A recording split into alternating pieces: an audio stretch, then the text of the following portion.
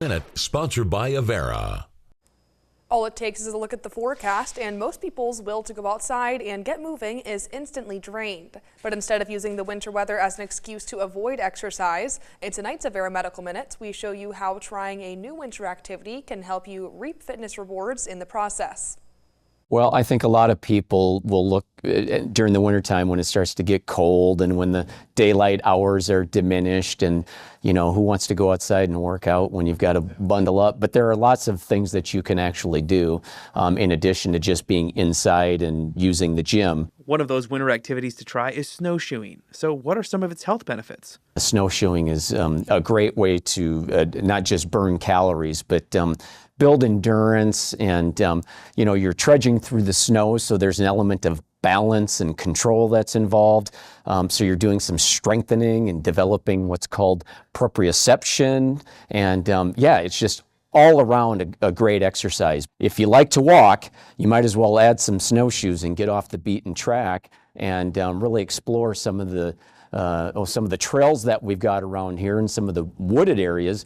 And man, you can have some just great experiences getting out there and doing some snowshoeing. Cross-country skiing takes some commitment, but why is this activity such a great exercise? It is a all-around, full-time, fully body-engaged exercise that boy, when you are out there, you are working, you're working as hard as you want, but you are definitely engaging everything about the body that's going to make you get great cardio, great strength, again, great balance and good control.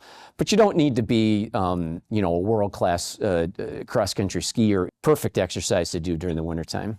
Going to the sledding hill seems pretty simple, but is this really an exercise? Well, think about it. If you're going to sled, you're going to go down a hill, and once you get down to the bottom, you're going to have to walk back up that hill. So you're getting some great cardio, you're burning some calories, you're staying warm. It's a great thing that you can do with your kids or your niece or your nephew, or even a fun day out with some friends. With all of these exercises, even though it might be cold on the thermometer, once you get out there and you start doing these things, you're definitely going to stay warm enough that you're not really even thinking too much about the cold.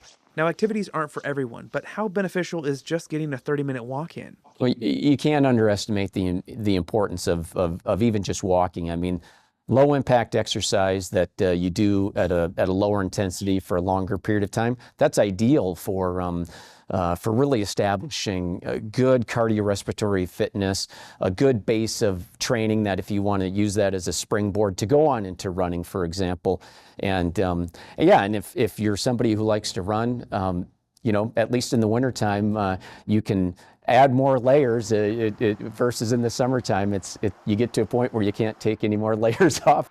The weather forecast and temperatures have to be taken seriously, but how important is it to also layer up appropriately? Oh, for sure. With all of these things, you want to be sure that you've got different layers, and that you can dress that such that if you do start getting a little bit warm, you can certainly shed a layer or two. But with a little bit of preparation and a little desire to try something new and something different, you can absolutely get out there and really enjoy yourself. For more information on Avera sports and activities, just go to avera.org/medicalminutes.